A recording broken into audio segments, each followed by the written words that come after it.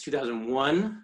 I also chair our Northern California section committee on diversity and inclusion, and that's kind of how I came to this point.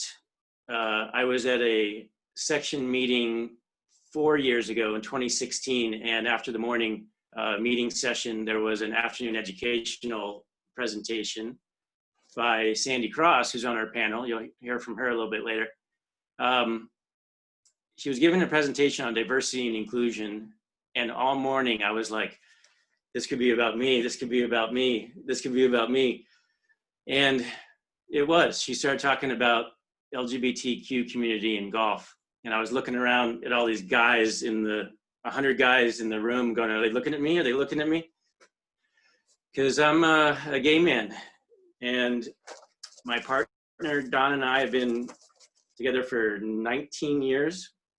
I've been pretty closeted for the last 20 years in professionally. And honestly, it's pretty terrible not being able to be yourself every day. I mean, I have great friends and family, but when you're in the workplace so much, when you can't be yourself, it's tough, you know, having to lie, avoid people, you know, laughing at stupid gay guy jokes. And, oh, good one, Frank. Yeah, it's not easy. But the time for hiding is over. That's why we're having this discussion today about the LGBTQ community, because we're human. We deserve to be seen and heard, just like everybody else. And we should all understand that the reason we have to have this conversation today is so we don't have to in the future. But for now, we're in an ongoing journey for equality in life and in golf and in sports. We were just talking about it before we started. We all wish we were at TPC Harding Park today, having fun events and interacting with the players themselves. You know, I had in my mind originally, you know, Tiger Woods and Phil Mickelson in a group shot with a whole group of drag queens. But over the next 2 hours, we'll examine how the LGBTQ community is becoming more visible in the industry, and how that will continue until no gay man like me, no lesbian woman, no trans woman or trans man is ever uncomfortable on a golf course anywhere in the country, ever again. We have a great discussion panel, very diverse group that will help us navigate some questions and tell us their stories. We'll celebrate the fact that the PGA Championship is in our wonderful city, San Francisco, which is a great town. We'll hear from our fabulous mayor, London Breed, very special message that she has for us. And we'll hear about Harding Park from their general manager, Tom Smith. Harding Park is the epitome of diversity and inclusion. And Tom is what I like to call a new kind of straight man. You know, he's comfortable and supportive with any race or ethnicity or sexual orientation, and I really value his friendship a lot. The PGA of America has been working tirelessly over the past few years to transform the game into a welcoming and accessible activity and profession for all, including right here in Northern California. Our executive director, Len Dumas, is a fantastic advocate as well. But now, after decades of hard work by many inspirational trailblazers in the LGBTQ community, the PGA of America is putting our community out front. Having a Pride Day in discussion with a major, the PGA Championship, which is our Super Bowl, is just a game changer. And I'm excited and honored to be a part of this, you know, moving the needle forward positively. And I hope everyone's ready for this discussion now, because, you know, it doesn't have to be in a way where people feel like the LGBTQ community is being thrown in their face. You know, I hope that's not how people feel. You know, we're just passionate about the game. We want to be able to play confidently and safely. And you know, what aware or educated, clear thinking, straight or gay person would be against us having that? I hope no one. So I hope we can change some minds today with this discussion and help our allies be more prepared for the future. It's going to be a great couple hours. So the PGA of America has been led by some fabulous people over the years, especially by our now current superstar president, Susie Whaley. Susie has been moving the needle forward in the game for decades, since she was the first woman to qualify for a PGA Tour event in over 58 years, when she played in the 2003 Hartford Open. Now she's having such a huge influence in our industry becoming more diverse and inclusive and equitable in a number of both big and simple ways. So we're very lucky to have Susie here with us. Susie, thanks so much for joining from your home in Florida. I know you're coming out to California later this week, but it really means a lot to have you here. So thank you for joining.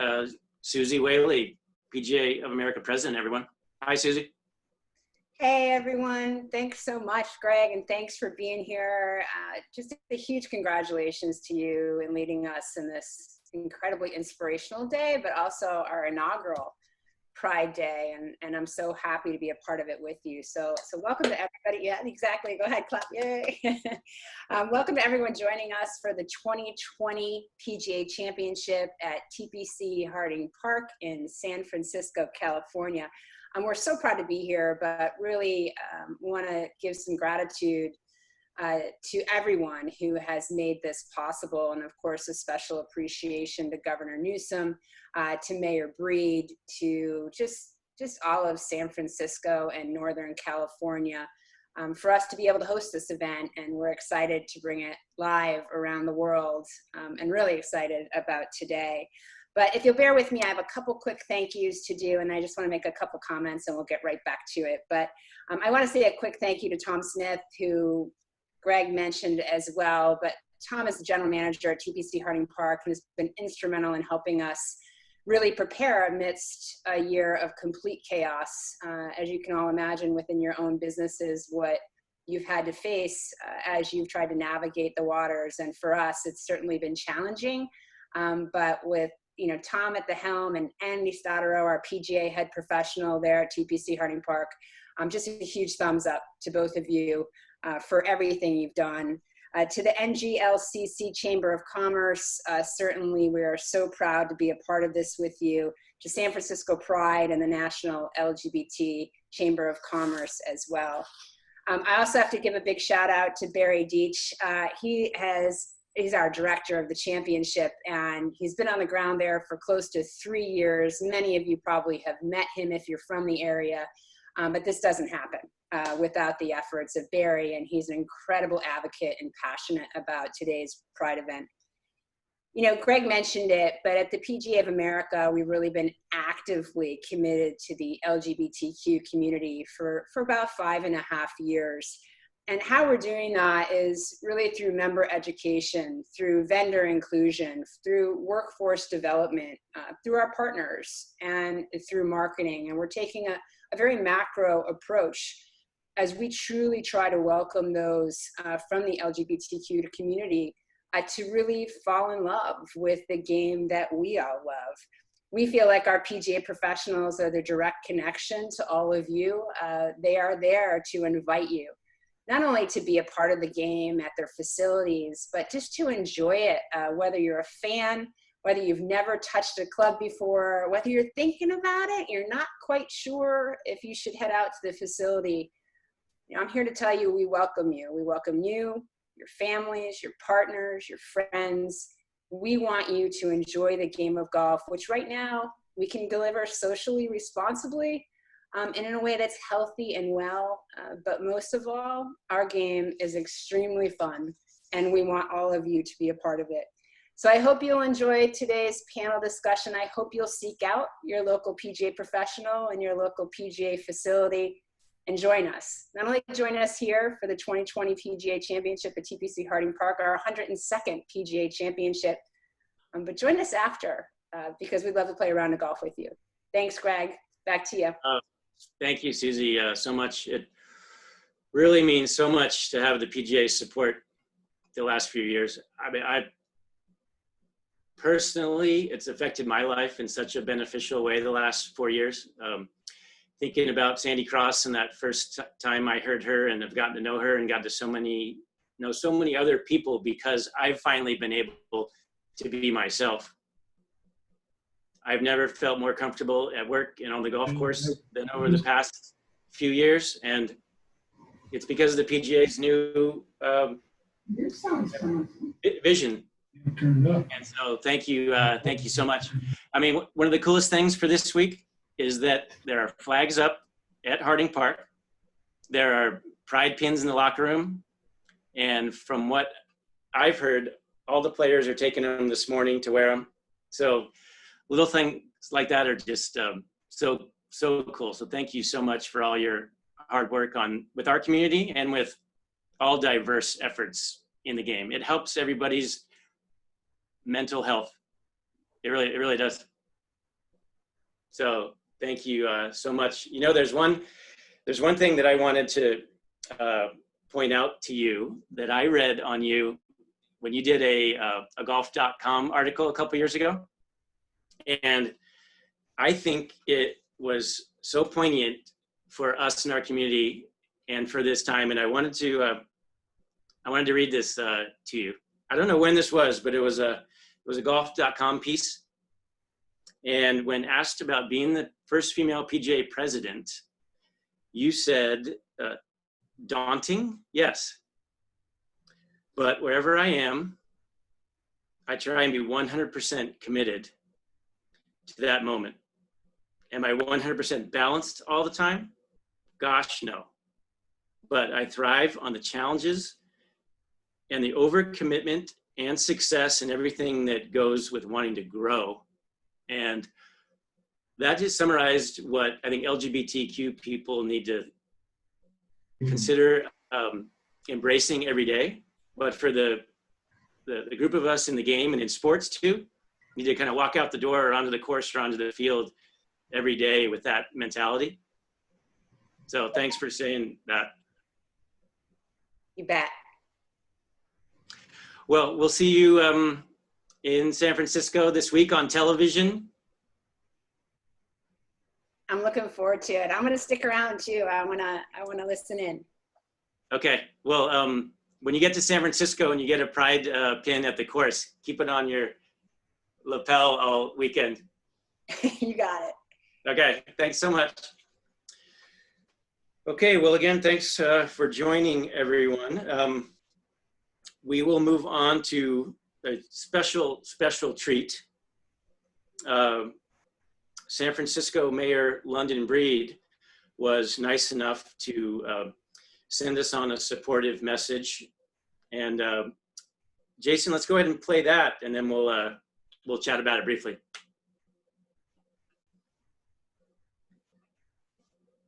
PGA Championship in San Francisco for the first time at beautiful TPC Harding Park.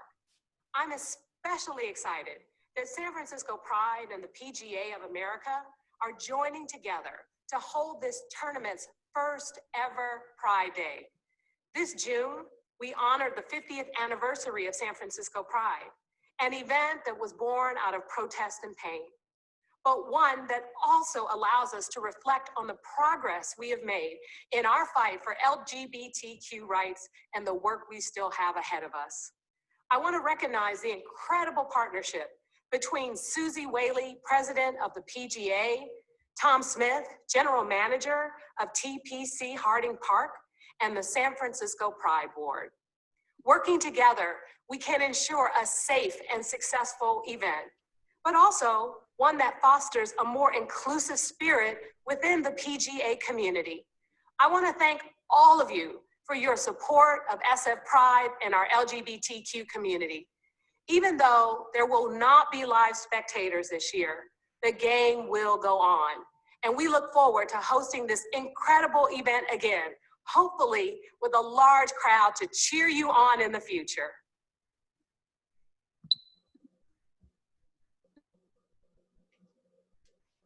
Wow. Well, it's pretty amazing to have that endorsement from Mayor Breed. And just wanted to thank her for her dedication to ensuring that San Francisco is always and always will be a leader in the world in pushing for equality and diversity for our community. You know, it can't be easy to be in her position, especially right now. So thank you, thank you, thank you.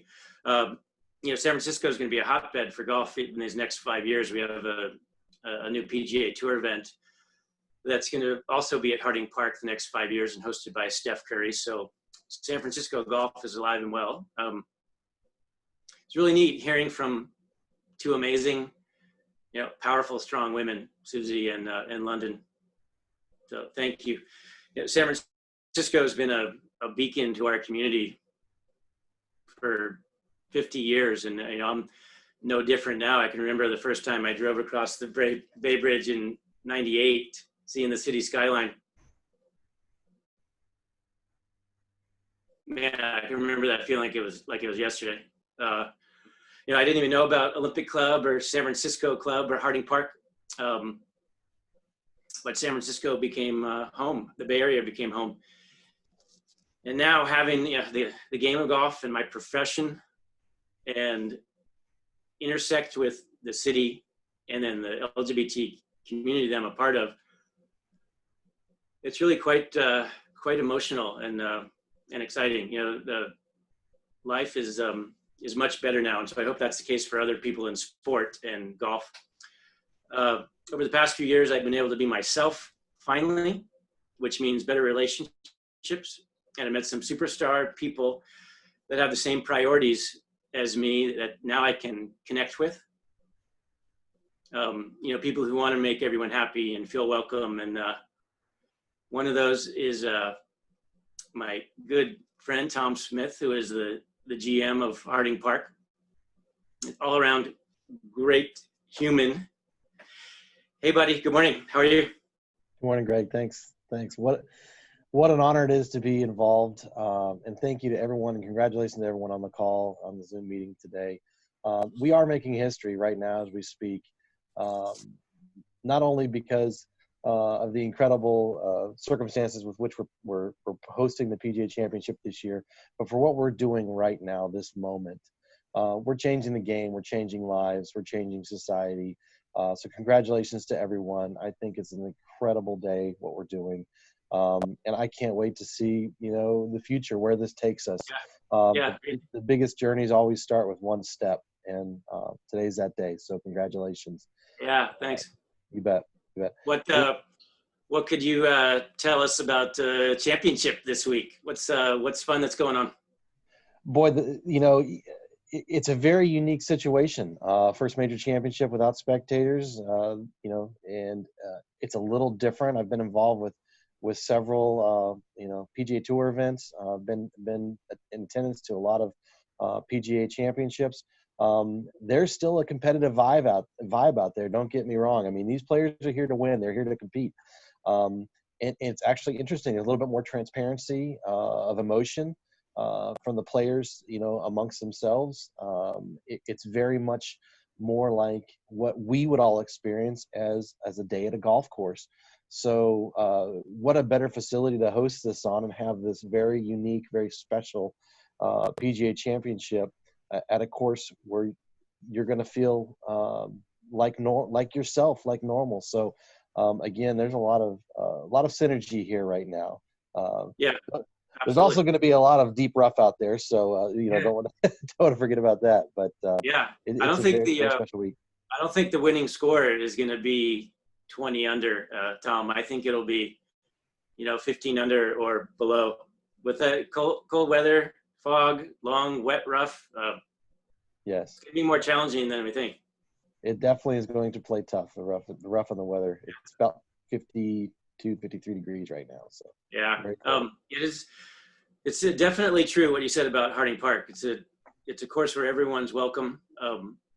You know, so diverse and inclusive.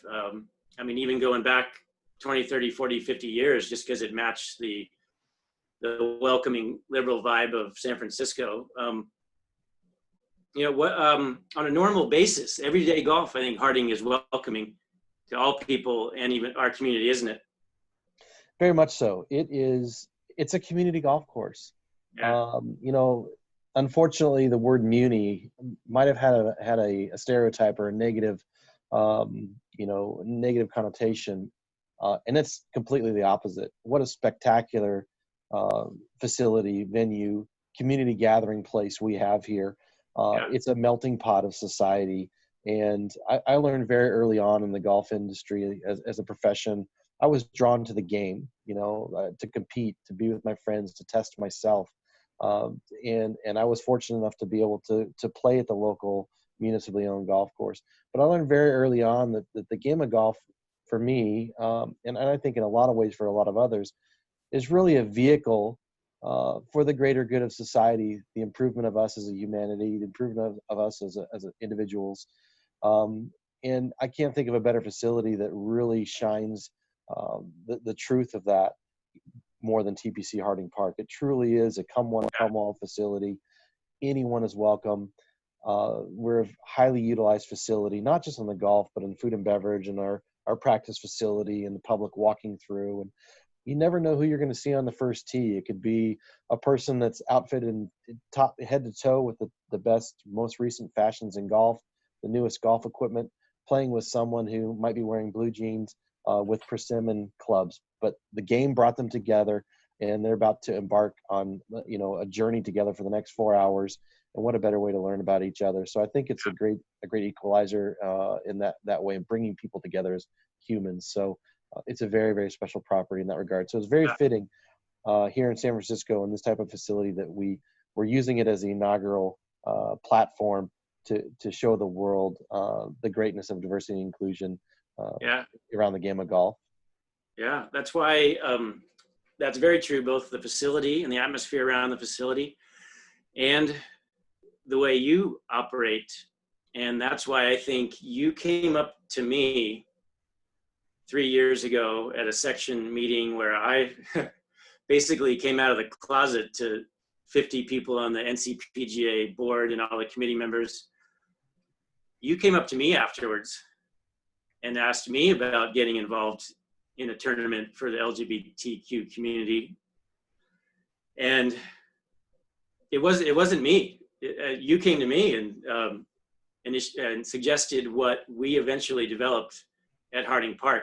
And that just shows what an amazing person you are. But even after we had a few calls about initiating a LGBTQ event at Harding to raise money for San Francisco Pride, it took me at that point a little while to wrap my head around being open at a golf course and at an event about being gay. And luckily, I think you called me 2 or 3 or 4 times to get things rolling when I was like, okay, talk to you later. And I was kind of like, oh, I don't know if I can do that.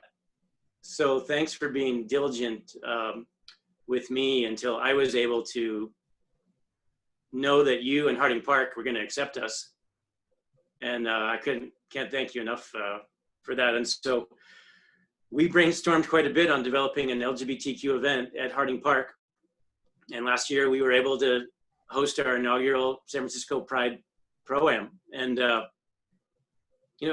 Jason, why don't you play the clip we have of PGA Championship, and then we'll show the clip about our tournament after that.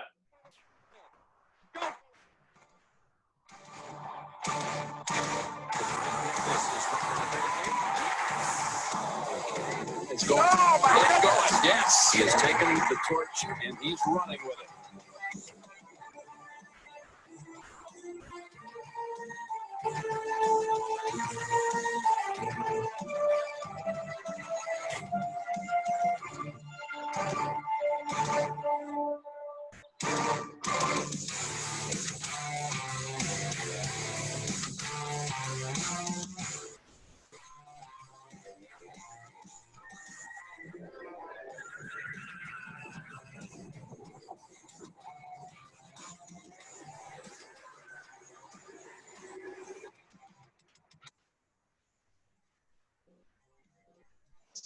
So awesome.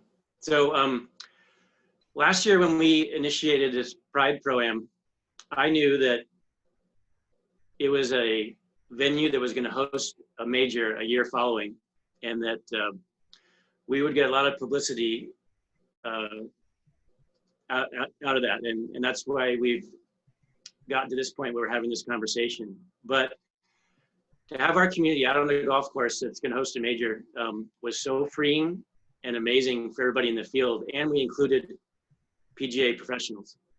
And I can't thank those professionals enough who were out there with us, because it made it feel like nothing I've ever felt before. So everybody take a look at this little video of what we did last year on the same golf course that's going to have a major this week. It's pretty amazing we were able to do it.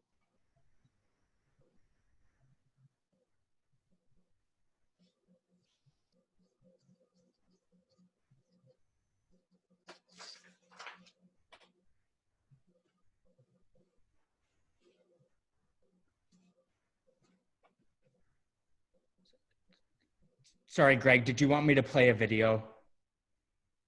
Yeah, go ahead and do the Pride Pro-Am one, Jason, sorry. Let me make sure this is right. Oh, he's running after it.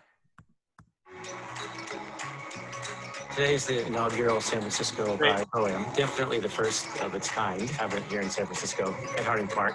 It's just so exciting to get LGBTQ people on the golf course together with local NC PGA club professionals. I still can't even fathom what it's going to do for the game in the future.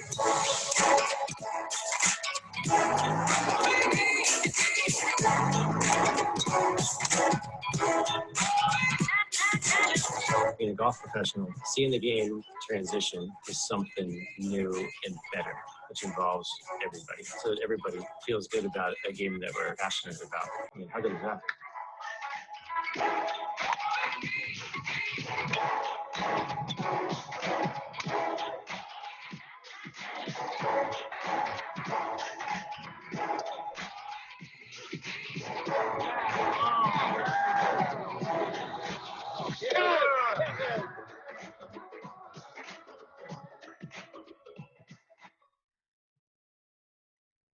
Boy, that brings back some good memories, Tom, right?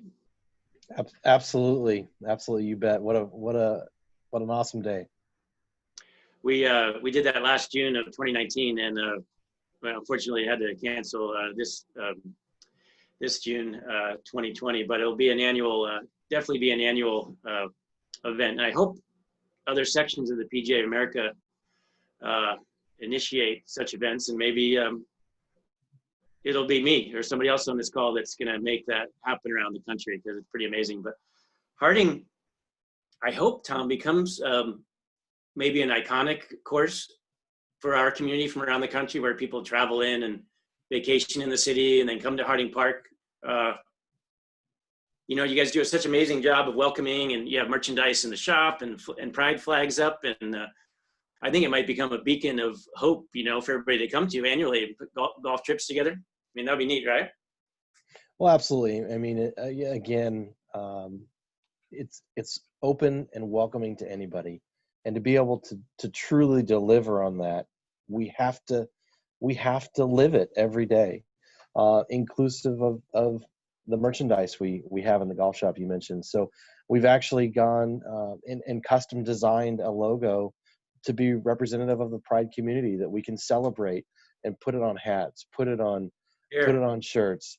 There you go. Yeah, I've got mine too. I mean, that's you know, phenomenal stuff. And it's not for publicity. It's not for those colors. It's not for the rainbow. It's actually for us as humans. Again, using the game of golf as a platform, as a vehicle to better society. It's almost like a giant pay it forward kind of model. So yes, it's important. The Pro-Am last year, it was critical that the PGA section was involved. It was as though the industry, the section, was open arms. Please come play golf. Don't be afraid. We're supportive. It's a safe place. And so we train our staff on diversity and inclusion and being accepting. You know, it's not just putting up a rainbow flag and saying go. There's much more to it than that. So I would love to see people come to this wonderful city, perhaps for the Pride celebration that we host every year, perhaps just to visit Northern California, and they're welcome to come play TPC Harding Park. And so hopefully they do so. Hopefully it does become iconic in that fashion. Yeah, thanks, Tom. You definitely have been successful in everything you just explained. So keep it up, and I hope I get to work on quite a bit of that over the years with you.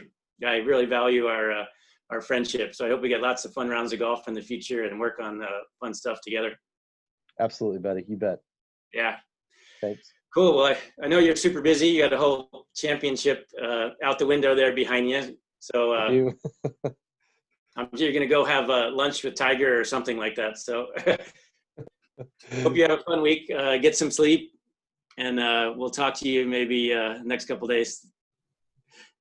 Thanks, Greg. I appreciate it. And again, congratulations to everyone. What a historic day. Thanks. Thanks, buddy. Bye. Well, boy, yeah, Tom's really become quite a good friend that I value quite a bit. And he's, like I said, definitely a new kind of straight man who can, have a discussion about our community and not have it be awkward. And maybe that's something we'll get into in our discussion here. We'll get into how the, language and speaking and signage and everything is just so important. So what we'll do now is bring in all my good buddies, our panel, which I've affectionately referred to as the Breakfast Club, because I love that old movie.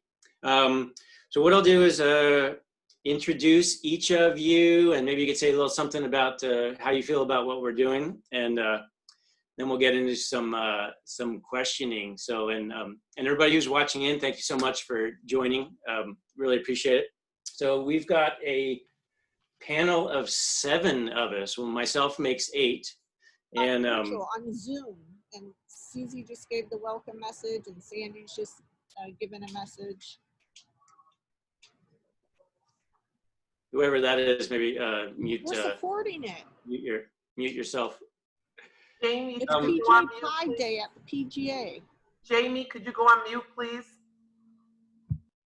Thanks, Jamie. I just muted. Thanks, Jason. So first we have Tisha Abrea. Tisha is an avid golfer and social media maven, Filipino-American professional golfer, dancer, fitness model, broadcaster. Tisha easily stands out for her personality, often dancing and having fun on the golf course. So Tisha, welcome. Thanks for joining us. Greg, thank you so much for having me. I mean, this is really exciting. Even just in your introduction, I was ready to cry. I was like, I'm not sure why, but I'm just really emotional. We're doing something really cool here. So I'm really honored to be a part of this.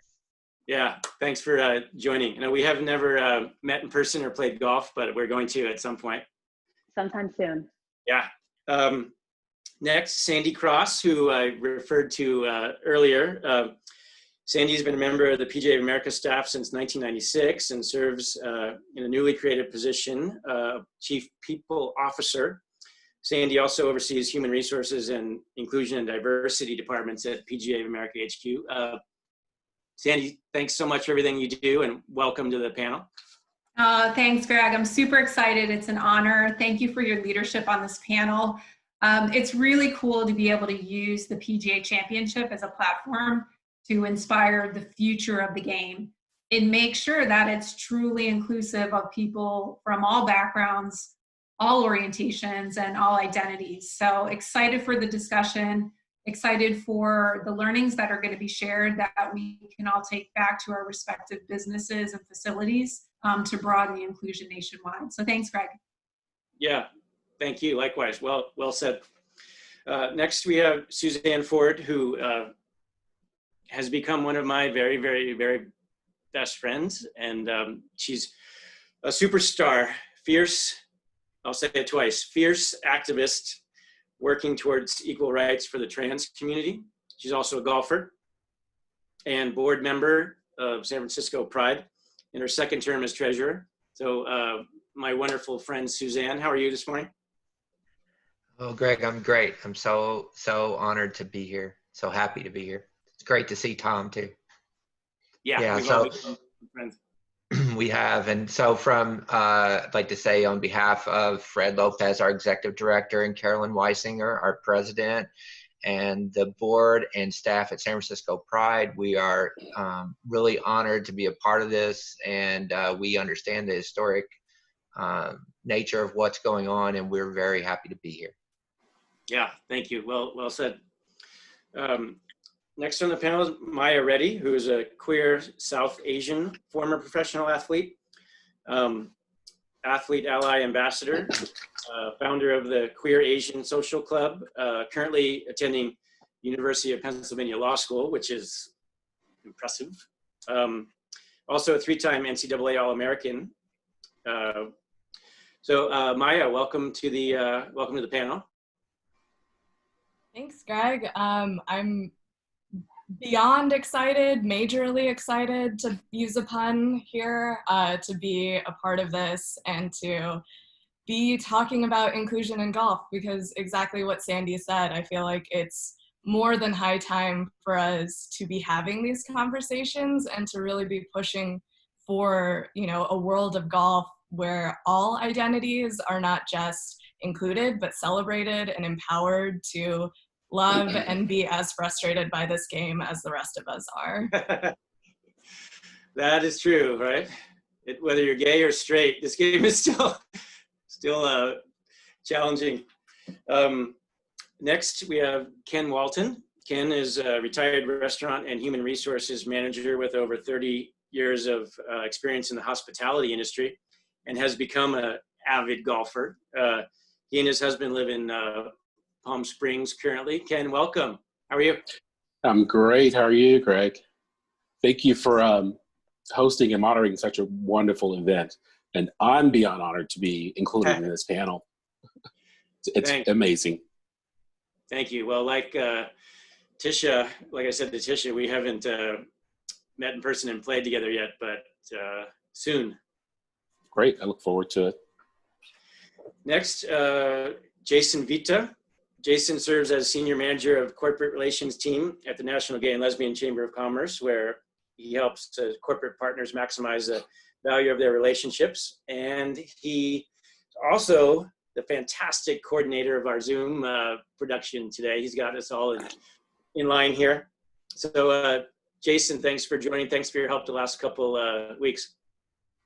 Well, thank you to Greg and Lynette and Suzanne that everybody has assisted with getting this wonderful event together. And then I also want to give a huge shout out to Sandy Cross and Charles and Lynette and everybody else on that team that really brings LGBTQ inclusion and supplier diversity to the forefront at PGA. It's one of my favorite parts of my job at NGLCC to help you all maximize the value of your partnership with us. And I'm thrilled that you're doing this and doing my best with the Zoom, so just bear with me here. But thank you again for having us. Oh, it's going great. And you're in the middle of a hurricane, aren't you? It passed through, but it was a little bit of a wet morning. Okay, good. Glad you're all right. And finally on our panel, my wonderful good friend and fellow PGA member, Kyle Wynn. Kyle grew up in Sacramento, worked at various courses around Northern California, De La Viega Golf Course and Half Moon Bay Golf Links, and also a while with the San Francisco First Tee program. Kyle's currently the golf and event sales coordinator at Marriott's Shadow Ridge down in Palm Desert. And he and his husband live in Palm Springs currently. So Kyle, welcome. Thanks so much for joining. Thanks, Greg. This is just kind of all of my golf worlds are colliding right now. I've been, very fortunate. I've known Tom Smith for many years from my Bay Area times, and I just can't reiterate enough that he runs just an amazing team up there. And I've always felt comfortable. I've been very lucky to call Harding Park one of my home courses. He probably didn't realize how many times I'd come sit in his office and ask for career advice and whatnot when I was going through some challenges with my career path. But he really, I just cannot reiterate how good of a team he has up there, and focusing on diversity and inclusion. Greg and I didn't know that we knew each other until we ran into each other at a bar down here in Palm Springs playing pool, and we finally put like 2 and 2 together, and we're like, oh my God. Like the last time we saw each other was on a flight to Orlando going to the PGA merchandise show. So it's just really amazing to be included as part of this. All of these panelist members are amazing, and I just hopefully look forward to, you know, enlightening some people and bringing some more awareness on how we can really make this such a great game just really more inclusive to everyone. Yeah, I agree with you completely about this Zoom being worlds colliding for all of us, but for you and I in the same way. You know, I'm sure growing up in the game, we both had similar thoughts and experiences and challenges, and it's come to fruition here in something like this. And yeah, it's all colliding, but for the better, right? Yeah, absolutely. It's definitely, I think I've been very fortunate in many ways to work at a variety of facilities. All have been very supportive, but, you know, there has been some challenges, you know, being in this industry. I'm lucky to be a part of a pretty good team right now, very supportive here at Shadow Ridge. But I'm sure every person on this panel can share some different stories and opinions on the challenges, the successes, and really what we all can do to make this game more inclusive and more better, and just continuing to work on just getting people out there and having a good time. Yeah, agreed. Well, let's do that. Let's for the next little bit dive into some questions and maybe some of the specifics about start with our industry and our workforce and how we can, as a community, can become more involved in it. So first question I'll send to Jason, and then maybe Suzanne, you could follow up a little bit on it, but what business building and networking relationships and other professional benefits can come from our LGBTQ community being in the game of golf? What do you think, Jason? So I think that's an excellent question. And one thing that will come up throughout today's panel is the intersectionality of the LGBTQ community. Because if you pull away the curtain, we are women, people of color, different religions, ethnicities, and so on and so forth. So there's so many diverse and other marginalized communities that you've heard more about, for lack of a better term, in the news and current events of late. It's been getting a lot more attention. So when you invest and when you include LGBTQ members of the community into golf, you're actually inviting all sorts of other marginalized communities. Yeah, absolutely, which is a fantastic benefit. And Suzanne, I know you in the Pride community are so influential around the Bay Area and now in golf. How is our San Francisco Pride community putting that into play? Well, I think, when the first idea of our Pro-Am tournament came up, and one of the organizers, Wynn Fam, came to us with the idea, I was the only person on the board that actually had played golf, or that golf had been important in my life. And I think so there's a couple of things. Number one, obviously we need to do a better job of getting queer people out to the course and making them feel welcome. And, this is a great first step, and the PGA's been great in starting this, but there's a lot of work to do. And I think secondly, we were asked, well, why is it important? Why is it important that SF Pride be involved with the PGA and be talking about inclusion? Other than playing golf, I think that the LGBTQ community wasn't aware of the economic impact of what happens when a PGA Championship comes to San Francisco. And we need to do a better job of educating our community and how they can benefit. We need to make sure that, and I think the PGA has started down that road, but we need more LGBTQ owned golf businesses. We need to be able to see ourselves at the course, in the pro shop, in business meetings around golf. So there are so many benefits to our community that I think that we're not aware of, that we're missing out on. And I think the business piece is a huge part. And you know, the PGA we were going to be able to do a much better job this year at the championship of involving the community. The COVID-19 issue kind of, you know, everybody had to reorder everything. So I'm hoping in the future, you know, Greg, you mentioned that we're going to have a PGA event in San Francisco, hopefully for the next 5 years. And I think that the work we do here today and the work that's been done over the last year and a half with Barry and his team will make us more ready when we get to next year and when we have an annual PGA event in San Francisco. Yes. Let's have our community be involved with that Steph Curry tournament in a really big way. Yeah. Thanks, Hey, Suzanne. Greg, this is Sandy. If I could just follow on the thread that Suzanne was sharing. This is actually the start of a 13-year run for the PGA of America in the Bay Area. So we will be back with the 2028 PGA Championship and the 2033 Ryder Cup. So, you know, as we think about the community in that area, and Suzanne's point about getting more small and locally diverse owned businesses certified, that can be really powerful from an economic standpoint, matching them with procurement opportunities for those championships, as well as employment opportunities. You know, when we bring a championship to the Bay Area, there's a lot of employment opportunities that come with that, especially during event week. There's hundreds, if not thousands, of shifts of various job types that need to be filled with our key vendors. So a lot of opportunity as we look out for the years to come.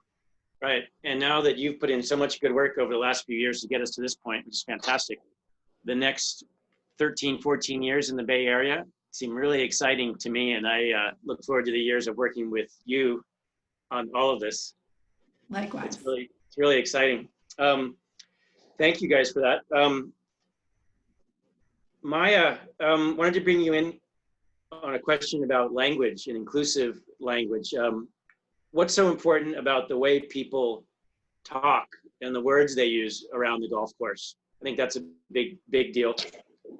Yeah, so I mean, at its very core, right, language is the way that we see the world. It's how we communicate, how we're feeling, how we're interpreting different things that we're seeing, different ways that we're interacting with people. So by that very nature, it has this incredible power to convey either feelings of empowerment or feelings of marginalization. And I think that when we're talking about the LGBTQ community, or any marginalized community, I'm sure many people are feeling right now kind of intimidated by the language that is being used in the current civil rights movement. And there's a lot of language out there when it comes to inclusivity. There's a lot of things that are saying this is what's right, this is what's wrong. And I think what it's really, really important to know about language when we're speaking specifically about the queer community or any marginalized community is that it's okay to make mistakes. This access to language, you know, it's quite privileged to be able to know everything that's going on in a civil rights sphere. And if you don't know everything that's going on, that's okay. That doesn't mean you're a bad person.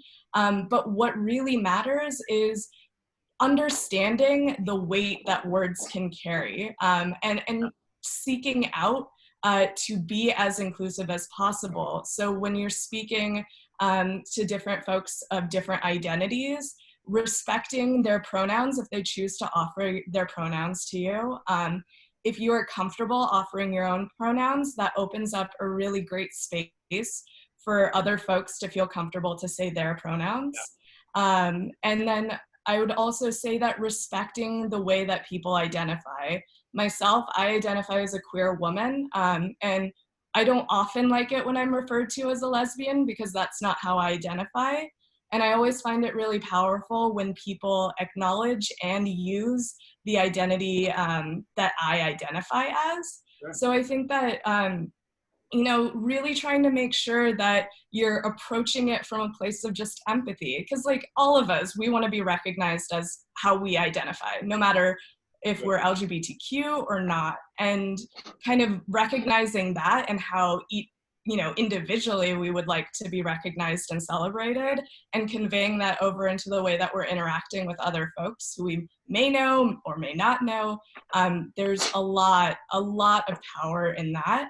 And I think that can also be true with the way that we are talking about pride in a broader sense throughout the golf community. And I think something that Jason said earlier about how there's a lot of intersectionality here. Being queer doesn't exist in a vacuum, Like, I'm a queer woman of color. And so that influences how I am perceived on the golf course, how I walk through life every day. And I think that, when we're hosting events like this and continue to do this incredible work that we're, starting and building on today, ensuring that there are moments to acknowledge the intersectionality of LGBTQ identities is also, incredibly important. Yeah, and I think what I'm finding is that younger people embody all that you just said, like say 30 and under. In fact, it's almost like a disservice to talk to young people about having to talk about the situation or use their pronouns. They're like, oh yeah, we do this in school and that's how we all communicate with each other. The older generations are ones that maybe need a little bit of help in learning to use correct language, and that's a big deal. But Sandy, going back to if I could just add, I think good. Compliment to what Maya shared about verbal language. There's also visual language. So very important that as businesses and golf facilities that we're illustrating through our imagery, non-traditional couple, same-gender marriages, etc. However you want to bring that to life, but it's a combination of the verbal language with the visual delivery. Right. Yeah, absolutely. More impactful. Absolutely. So actually, I was going to ask Ken about that specifically. Ken, when you go out to a facility, what is it that those facilities have done to visually show that they're accepting and welcoming? Well, definitely here in the Palm Springs area, Coachella Valley, is so nice and refreshing. So a lot of the courses here, facilities, they're very open and participating with the local gay center, So, and we're very fortunate here to have the Stonewall Golfers within the Valley, and that organization has been here for so long.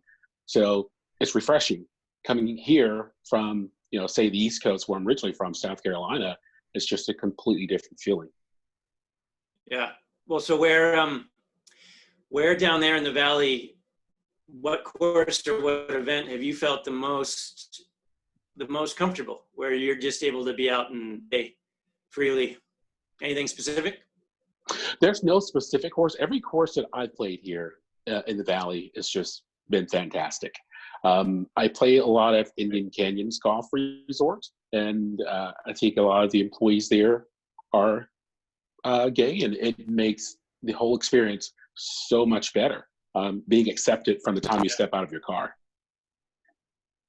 So, Kyle, do you think we're past the point where any of us need to be concerned about going out to any facilities, or are we past that? Do we need to have apprehension anymore, or can we go anywhere?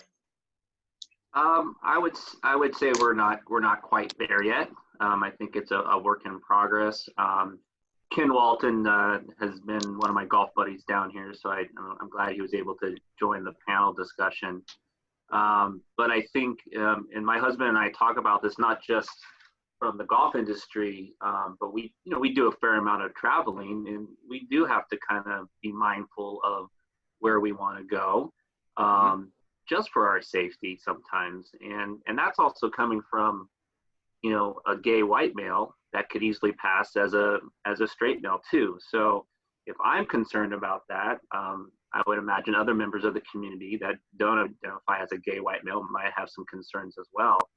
I think it's gotten better, but I've also have lived in two of the most LGBT friendly areas in the world, San Francisco and Palm Springs. And I do spin off of what Kent says, it's very, very LGBT friendly down here. there are still pockets I have found that are very still conservative in the Valley. But for the most part, I also think the Coachella Valley has looked at it from an economic standpoint, saying if you don't embrace the LGBT community, you are actually losing out on business. And I think I can speak, for many folks down here, LGBTQ, that if you're not welcoming, we're not going to come spend our money with you, plain and simple. But yeah, I think there's a lot of work to be done still. Right, and I agree with you, but I'm optimistic. My partner Don is always saying I'm too optimistic, but I think the middle of the country is not far behind because of all the work that PGA of America is doing and other sports are doing. I'm optimistic that the rest of the country and other sports and other golf facilities will realize how much money is out there in the gay dollar, and that they're okay with our community being at their facilities soon. I agree with you, it's not totally perfect right now, but I think in the next 10, 20 years, we're going to see a lot of change. Tisha, wanted to bring you in and ask you about the tour events and corporate events and sponsor events you go to. What's the environment like at these types of events that you attend and do social media posting from, or what's it like currently for you in those settings? So I think currently now, for me, it's a very comfortable environment, but I think a lot of it also comes because I am very comfortable with myself. So prior to me coming out, I came out just a year ago, and I had that approach and mentality in my mind that going to these events and celebrity tournaments and covering PGA and LPGA events, I had this thought in mind that I have to keep this a big secret. I shouldn't mention this part of my life. It may affect the way people look at me. I may not appear as if I'm a part of the LGBTQ community, which I don't agree with the fact that there is a certain look to be a part of the community. And when I finally became extremely comfortable with myself and came out and made it known to people during these events, the response I have received has been extremely positive, and people would be very kind and actually want to know exactly, what it's like to be in my shoes. And I found that a lot of people have been more empathetic. I think if you were to ask me this question 5 years ago, 10 years ago, I wouldn't have the same answer. But I think we're very fortunate now to be in a time where it's definitely evolving. Yeah, I agree. And I remember, as you were talking, I specifically remember seeing a post that you made from the British Open a couple years ago, and Phil Mickelson walked up to you and said, "Hey, Tisha, great job. You're breaking the internet." Yeah, And he did say that. It made me feel like somebody like that knows what's going on and is open to our community. And I think this week at the PGA Championship, we'll see a lot of players wearing the pins and maybe saying something about it being Pride Week to the media or something. I think we're at that point, and that made me feel really good hearing Phil say that on your post. Yeah, that was definitely a cool moment. It was. Sandy, what do you think about education for our PGA of America members? What can that do to improve the environment for our community in the game? Because we're the people that run the game. Greg, I think education is critical. We've been dedicated to educating our PGA members, for example, and the broader golf industry for more than 5 years now on the fundamentals of diversity and inclusion. Lynette Carty, who's with us today, she is our dedicated inclusion and diversity expert on our staff, and she travels around the country educating about those fundamentals of diversity and inclusion, and making sure that individuals deeply understand the dimensions of difference. And not only that is this the right thing to do and it's a human thing to do, but it's great for business as well. So having people become comfortable with a subject matter that oftentimes they're not familiar with. And when they're unfamiliar, they can be afraid or disengaged. So the more that we educate, the more comfortable people become with the subject matter. And then making sure that we shift the mindset from the what is this about, to how to operationalize it at their business. how do you bring it to life? And we've started to talk about some of the things today, creating that culture, that accepting environment, looking at language, looking at imagery, looking at practices, etc. So education is going to remain critically important, really raising the awareness, the comfortability, and then the how on operationalizing it at the local level, which is the point of play. That's where consumers experience the game. So it's the most critical place for this to life. And I think we heard it in some specifics earlier with Tom. He's already got it. I mean, he should be the the pinnacle of what to teach people. And I think people around the country, like I said earlier, are open to getting in the specifics you referred to.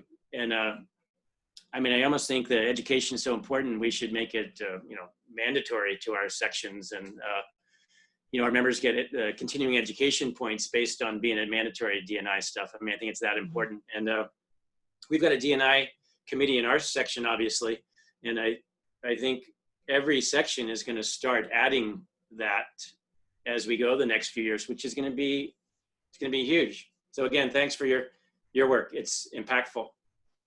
Absolutely. So Kyle, the next step in that is getting, I think, the leaders of facilities to be involved. So like the boards or the GMs or the leaders of clubs or golf management companies, how do we talk to them about this? I think you just have to open up a dialogue at first, and I think, again, going from my personal experiences at all the properties I've worked at, is sometimes people, managers, general managers, head professionals, they don't know how to be inclusive.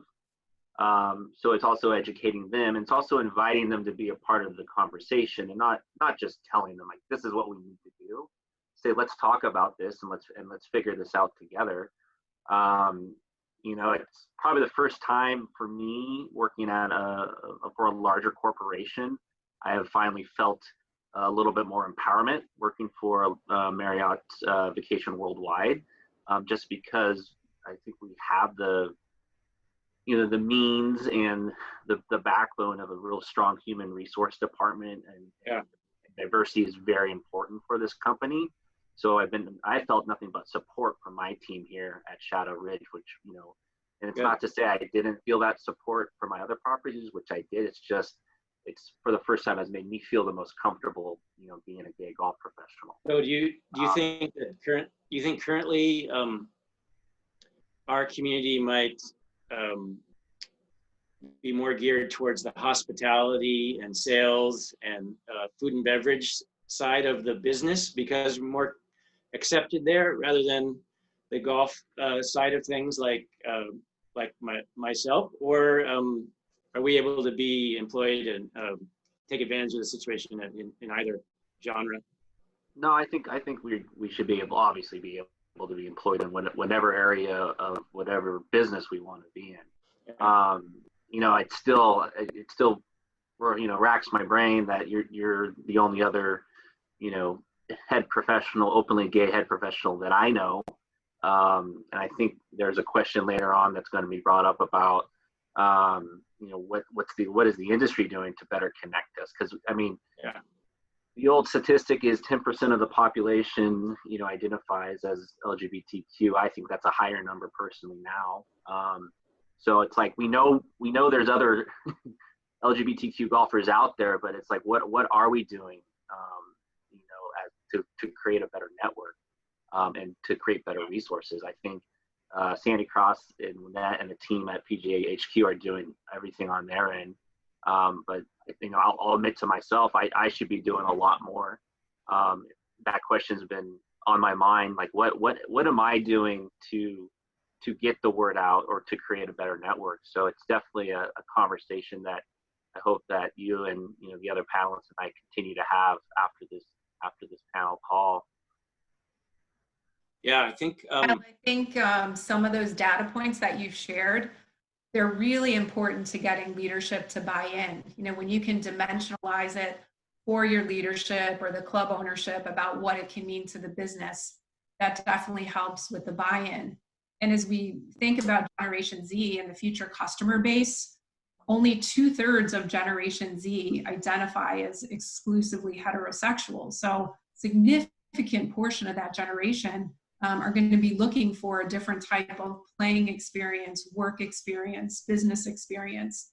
They're going to expect it. Excuse me. It's going to be second nature. So Right. we have to ready ourselves and ready our industry to embrace that Generation Z. They're coming into the workforce now. Yeah, absolutely. Suzanne, do you think, are you confident that that's happening and possible now, or is still some systemic prejudice that's holding us back? Or are we at a point where things are changing? Well, I think, that we're having this conversation. Obviously, things are changing. I think that not only do we have to have the buy-in from the leadership in the golf industry, we have to be able to go back to our community and demonstrate that we are making changes at the golf course in the industry that makes them feel welcome. And I'll give you a concrete example. When we were going to hold the PGA Pride Scramble last year, I could not tell the trans community that they would really feel welcome with the present bathroom situation at Harding Park. And if you remember, Tom, and Tom didn't know. And we made genderless we made gender neutral bathrooms for that day at the course. Now that was the best that Tom could do at that time. We've got to expect that that's going to change in the future to a permanent situation. But Tom learned, and Tom was willing to make us feel welcome. So we can't only just say that we want our queer people to come to the golf course. We have to make sure that we're making the changes that will make them feel welcome. And I just have to say, I made a huge mistake when we started this. I didn't say that my pronouns are she, her, hers. And that's a big bunch of privilege in there. But it's very important. We do that at a San Francisco Pride Board meeting, but here I had a huge platform and I didn't do that, and I apologize. My pronouns are she, her, hers, and no one should take that for granted. Well, I'm gonna follow suit then. My pronouns are he, him, his, and I've never said that before. I still hold on to acting straight, masculine, a little bit myself all these past few years. Mistakenly, I still hold on to that, and speaking my pronouns like that so that everybody hears me speaking those is a big deal for me, because it allows other people to say their pronouns as well. Let's touch on something that has become tangible out of all this work. Jason, would you mind playing the video for me from San Francisco, and then we'll chat about that briefly.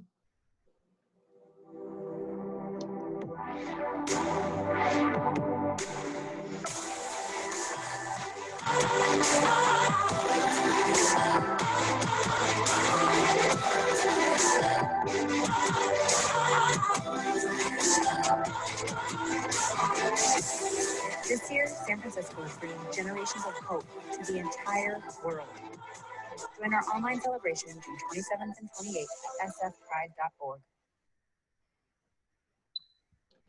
So, Suzanne, what does that video of Pride make? How does that make you feel? Tell us a little bit about San Francisco Pride.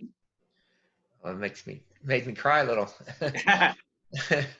Yeah, 50 years this year, and I think it makes me think how resilient our community is faced with COVID, and our response, and the organization's response, the virtual Pride event that we held this year, and how we've held each other up.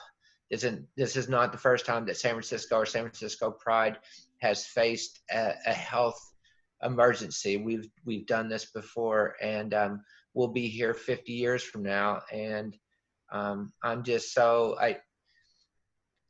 so honored. I can't thank all the people. They know, they're listening. The board and the staff at Pride. We face a lot together, and we are always under fire, and we should be. We should be, because we signed on for that, and that's what we are. And yeah, it's just it's beautiful to be a part of it, and it's hard and difficult work, but it's so important. And yeah, I could go on, and I don't want to take up too much time, but yes, we are very happy to be here, and we know that we have a purpose of being here.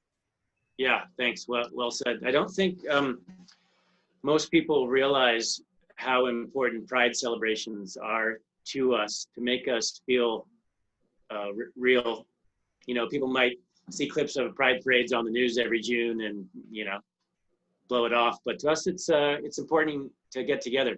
It is really a part of our becoming whole. Getting together with our people in our tribe feels really good. And the partnership with you guys developed into something that is tangible and making changes for the golf industry. And that was our Pride tournament last year. And so I was really proud to help organize this with you. And so Jason, why don't you play that Greg video, and it'll explain a little bit how I felt about doing something tangible last year. The thing that I'm looking forward to the most is seeing the people in the field that I know are LGBTQ people out having a good time and being themselves. You know, I know how they all feel, where they've always wanted to, or felt like they had to hide on a golf course. And so that day, nobody's going to be hiding.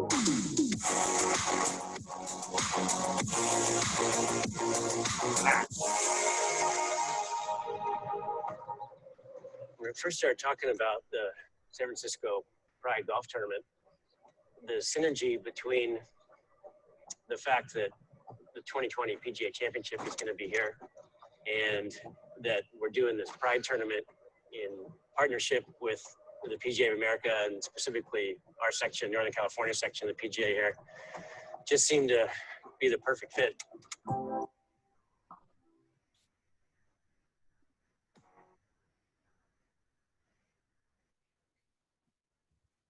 Thanks, Jason.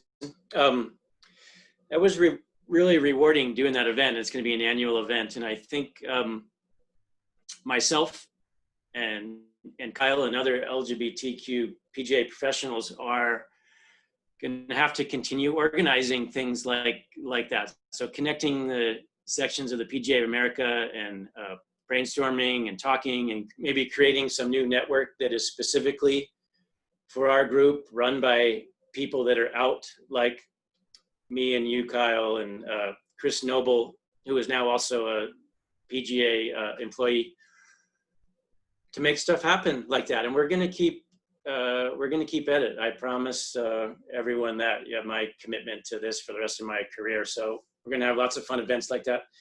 The next thing I wanted to touch on as far as the industry is our vendors and sponsors. And so how products and companies and sponsors can affect the industry. And so, Sandy, how would you include the LGBTQ-owned businesses in the game? So Greg, what we're doing from a national perspective at the PGA of America, but it's certainly analogous to local businesses and PGA professional staff facilities around America, is what we call a PGA vendor match. So primarily around our major spectator events like the PGA Championship, Ryder Cup, etc., we are helping our key vendors find locally owned, diverse owned businesses who are certified. So LGBT certified, minority owned, women owned, veteran owned, disabled owned businesses to help build or power, if you will, the championship. So many of our vendors, whether it's security, decor, food and beverage, transportation, logistics, parking, sanitation, they all need assistance to, again, build that city, empower that city for weeks. And the reason that vendor inclusion is so important is we know that when individuals and small businesses are getting a piece of the golf industry supply chain and they're benefiting from that economic opportunity, their interest in playing the sport, participating in the game, is likely to blossom. You know, they're benefiting from this economic engine. They may decide to take up the sport, whereas before that they had not. And it's been particularly helpful for us to work with the National LGBT Chamber of Commerce, Jason's organization, who's with us today. They help us identify those prospective vendors in local communities all over the country where we take our championships. So as I think about the PGA professional staffed facilities around America, I really encourage you to consider joining your local LGBT Chamber of Commerce. Join that local chapter, get to know the LGBT certified businesses in your community, and give them an opportunity to be at that bidding table. Even if it's for, you know, a small opportunity at your club, it could be all kinds of things. Could be a printing job or linens, or, you know, you need a new roof put on, or the parking lot asphalted, like whatever's happening in the operations. There are really diverse owned businesses in your community that you can have participate in that procurement process. Yeah, absolutely. And so I know with the chapters, they have all kinds of chamber events, educational events, celebratory events, networking events, where you can get more comfortable with and more connected with the local LGBTQ community. So it's really powerful, Greg. Can I hop in real quick, Greg? Yeah, go ahead, Kyle. So Greg mentioned that I worked for Half Moon Bay Golf Links up in the Bay Area, and 5 of the 6 years I was there, I ran the retail program. It was a pretty robust operations, and I think sometimes golf professionals like myself, when you would get, you get the ball rolling on your retail operation, you get to know your reps and you get to know who works well and who you want to support, and we forget that to include and to open up the doors to the smaller businesses as well, because you just you start running a program and you're starting to look at the dollar signs, and then you forget that really local businesses, and in this case LGBTQ owned businesses, sometimes need to get their foot in the door as well. Also, it's a great opportunity, especially if you're in a resort operation. I always enjoyed when I was at Half Moon Bay when I had a few local businesses in there, because you also get to tell folks, by the way, this is a local shop that you can find in downtown Half Moon Bay as well. So it's, just, if there are other professionals that are watching or folks in the industry, like, don't let yourself be handcuffed. Make sure you are keeping your doors open to, any local businesses that are wanting to get foot in the door. Yeah. Just this past year, Tom and I got introduced to a local San Francisco small business hat vendor, D. Hudson, who made these hats for our tournament. And it's not LGBTQ owned business, but LGBTQ ally, and it produced this wonderful hat, and we're gonna have a relationship for years. Last year at our Pride Pro-Am, there was also a local balloon vendor, which we used to put balloons all over the Harding clubhouse. Maybe some of you have seen those pictures from last year, but yeah, 2 examples of how brainstorming and networking conversations from LGBTQ owned either businesses or ally businesses result in industry. So yeah, thanks, Sandy. Suzanne, how do you think opportunities serve to build inclusive relationships with to both bolster local economy?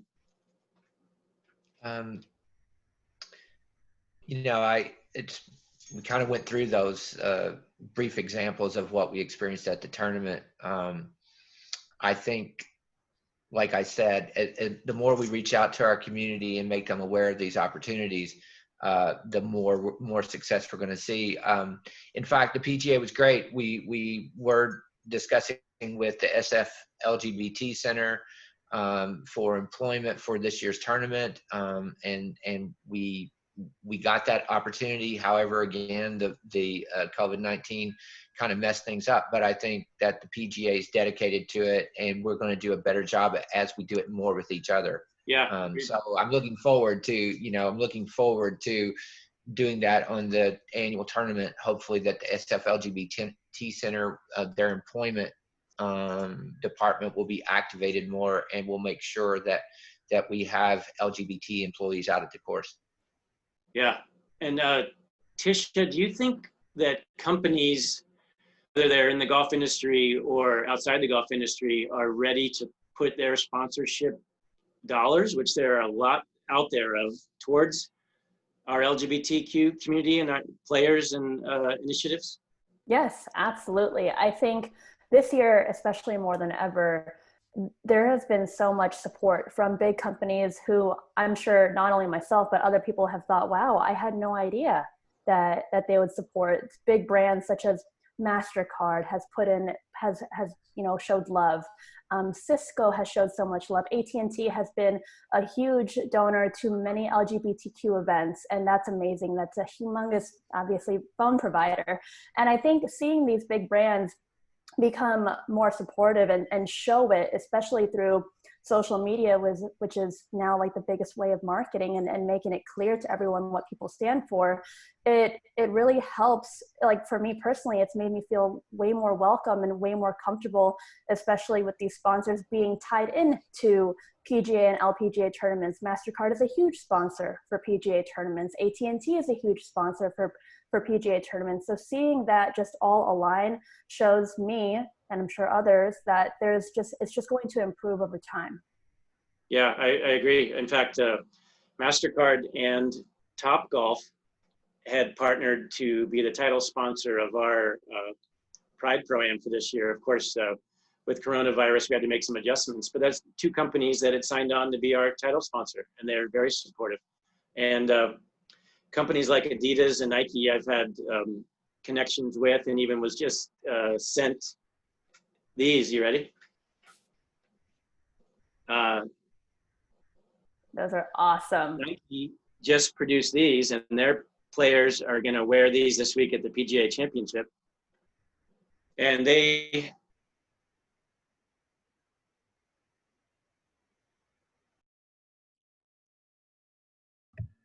we lost Greg, can you hear me? Greg, can you hear us?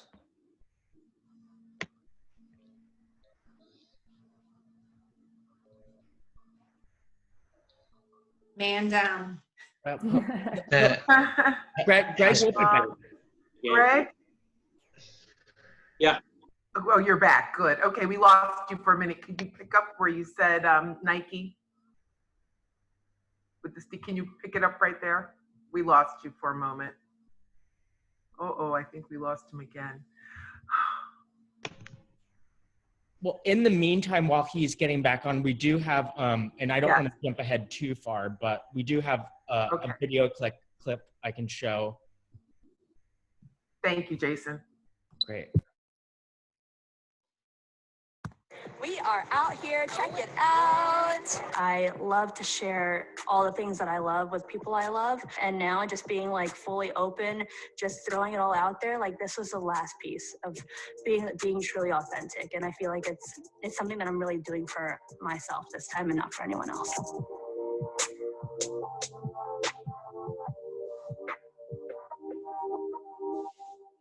I eventually, started telling like my sponsors and my partners, which became really scary every single time, but there hasn't been a negative remark, I'd say, in that regard, which has continually inspired me to like want to just give more. Just last year, I thought, yeah, like I want to do more. Like I've watched so many girls rise and fall or quit or succeed. And I was like, I know all their stories, and I just thought that being a voice in some way would be better than just me training quietly to myself. And I knew that, like, am I going to be number one at this rate? I was like, probably not. And I thought if I'm not going to be the best at this, then there has to be other means of me giving to the game. And so which led me to kind of like what I do now. That's awesome. Thank you. Can you guys hear me again? You're back. Yes, we can hear you. Okay. Yes, you're all set. I was just going to had a little blip there. Sorry. That was a great video, Tisha. Let's get a little bit into the game of golf and why we all love it. Tisha, how did you get into the game as a kid, and what do you love about it?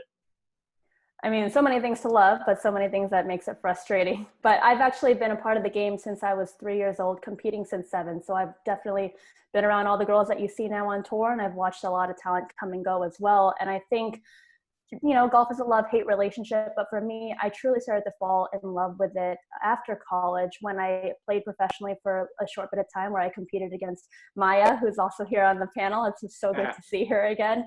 And I think it was soon after, you know, when I came out, I think that was one of the biggest things that really allowed me to enjoy the game to the fullest. Because I think the hardest part is, like you said, Greg, it feels like you're kind of living in a lie. You feel like something that's so important to you, you know, it pertaining to the person that you love, and you feel like you're hiding that, makes it so much harder to be completely authentic and genuine to the people that you speak to. And golf has been a huge part of my life, and I felt like I was always putting this front.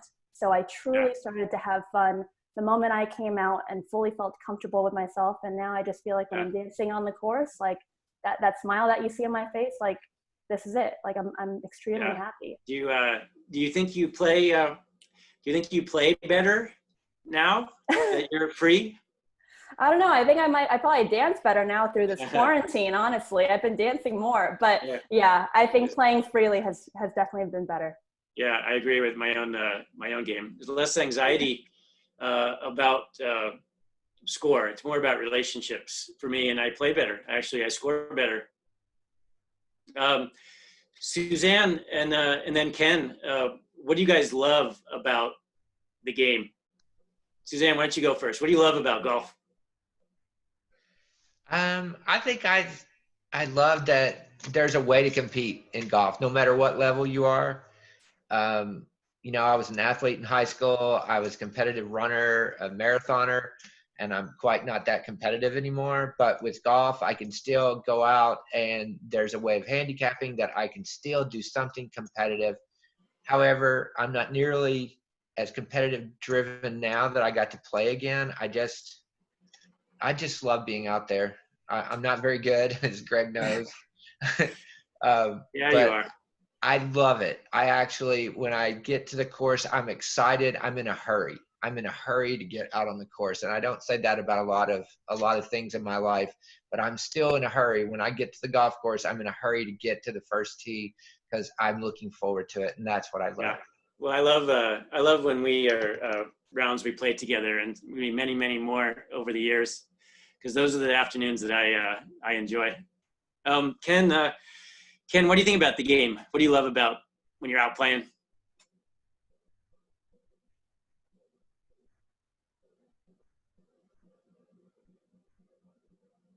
Ken, you're on mute. Sorry about that. That's good. I thought I was unmuted there. I love being outside, and I love the challenge of the game. I'm a little bit of a perfectionist, so for me, it's about learning every day and getting better. I love the problem solve. It's just a great game, and I can't believe I went so many years without playing it. And over the years, my husband and I, we lived on at least 2 different golf courses, and I would never play. I would meet him at the turn with a drink, and that's about it. So I just love being outside and love the game of golf. Yeah, that's fantastic. Sandy, I wanted to ask you a question about the game.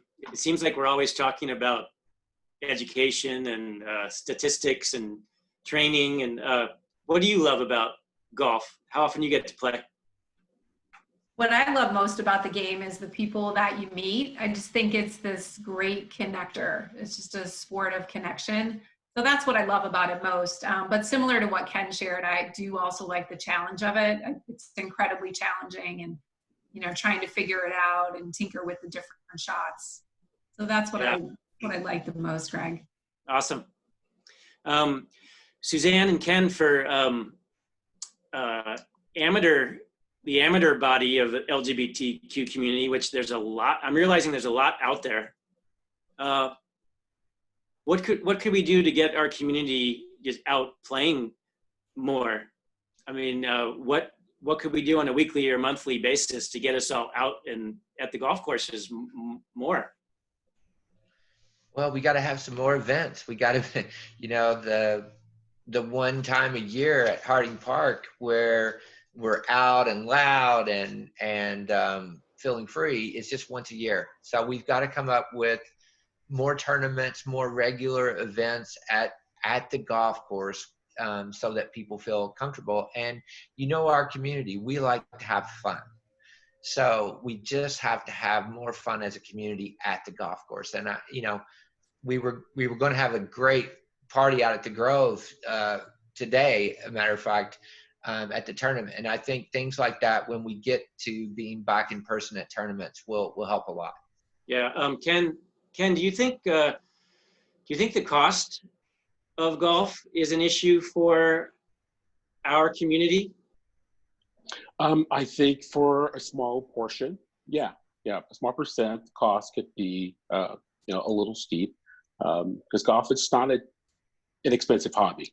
But also, I think that supporting groups such as like you know, Stonewall Golfers, when you're networking as a group about big events, like every year the Stonewall Golfers have the Rainbow Challenge, and that was the very first organized gay golf event I ever attended, and I couldn't believe it. I was like, wow, this many gay golfers together. So yeah, I think that's a good point to make, as far as, you know, different groups communicating and getting together to get LGBTQ members out on the course. It makes me happy hearing you say that, thinking about everybody being their real selves and enjoying something they love. That's what it's all about. Maya, what would you say to young people that are LGBTQ or queer community who either are interested in golf or playing golf now? What would you say to them about staying in the game and not dropping it for some reason? So I have a lot to say to them, and a lot of empathy for, you know, younger queer folks who are kind of struggling with the culture of golf. I myself experienced a lot of homophobia and racism within the sport, which is why I had to step away from my professional career. But it's also the reason kind of why doing the work like this with all of you to create that inclusive, empowering and celebratory golf culture and atmosphere is, I mean, essentially all that I want to do for the rest of my life.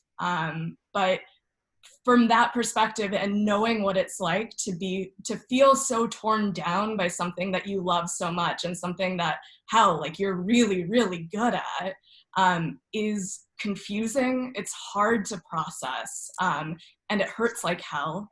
But what I would say is that, you know, no matter what certain things in this sport or other places in kind of our society are saying, we do belong. And it sucks that we, many marginalized communities, still have to fight for that belongingness.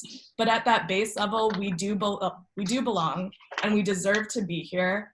And you know what? At the end of the day, as much as I love golf, and like as much as I'm gonna get so jazzed about kind of like the prestige factor of the majors and like the Masters and all of that, it's just a game, right? Like it's just a game. And these rules of who can, or these ideas of who can play and who can't play, humans made that. So why can't we change that? Well, I think that's really changing. That's what I would say. Yeah. You know, like it's a sport. If you love it, if you love this game, play it. Like, and play it because it's a game that you love. And kind of what Tisha had mentioned earlier, it's like when you're playing this sport and doing anything from this place of joy and remembering, kind of like reconnecting to that, then like the world is essentially your oyster. But I also do want to recognize that, you know, that journey is going to be really different for so many different folks going through it, because we all come from different backgrounds and different levels of access. And just because you have those different levels of access, that doesn't make you any less or any more deserving of being in this sport and playing this sport. Yeah, very, very well said. And I think things are transitioning right now over the last 5 or 10 years from that sort of old traditional stigma in golf to what you were just describing there. So I'm encouraged. I think all of us are encouraged, and it brings a confidence that I think we'll see in this next clip. Jason, would you want to play the Chris Noble clip? I think this is something that is pretty amazing. What I hope to see, at least with me, is saying, you know what, you don't have to fit this stereotype. You can be a golfer, you can be gay, you can be yourself and still play that sport, that game that you love.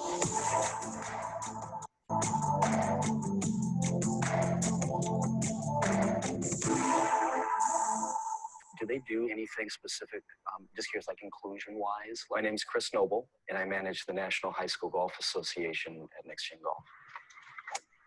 The game of golf has always had a expectation that everybody is basically straight and heterosexual. Just because the game has been the way it has for all these years, let's change it, you know? Why not? This week we have 348 collegiate club golfers from just all across the country, you know, coming to this one spot and competing for a national tournament, which is awesome.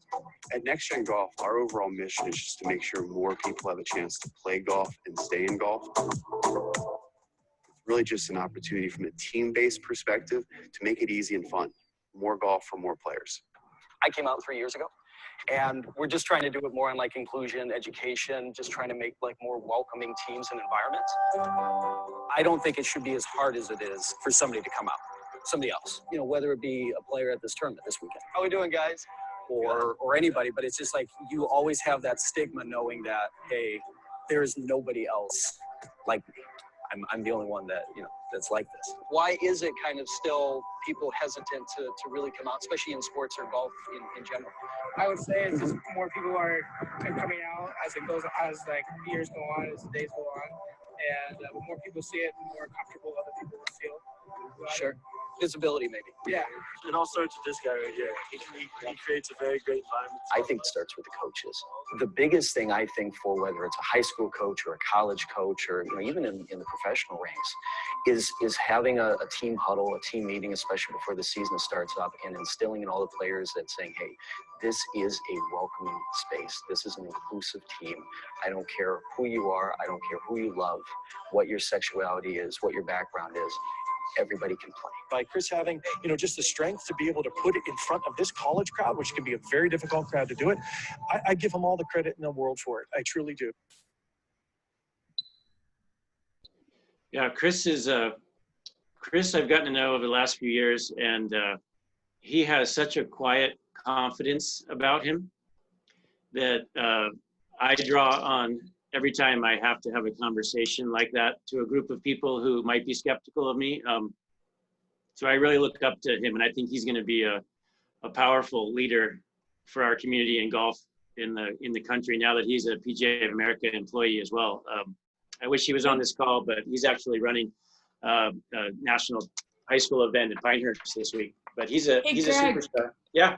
Could I just inspired by Chris's video and what he's been doing for like younger golfers, I really wanted to pop in and kind of mention like the why of why we're talking about LGBTQ inclusion. Something that Greg had mentioned way early on in this panel was like, a lot of people perceive LGBTQ inclusion sometimes as being, we're throwing it in your face, when the opposite, you know, is actually more true. Sports, not just golf, are this place where all sorts of people, you know, I'm sure everybody on this call have felt really, really empowered. And myself, I grew up in a very rural, predominantly white town. And as a young brown girl growing up, like I found so much power in being an athlete and being this identity of a golfer. And right now, when you look at the world, there are a lot of really harmful, if not violent, policies that are based off of arguments coming from sports fairness that are targeted at the LGBTQ community. Notably, there's a law in Idaho that was recently signed into law by Governor Little that would allow any school employee to subject an athlete to invasive examinations to check if their chromosomes as well as their sex organs match their gender identity.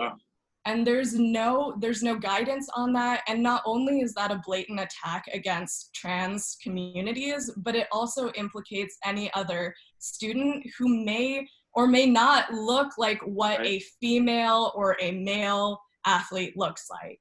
And this law is being fought by the ACLU right now in Heathcox v. Little.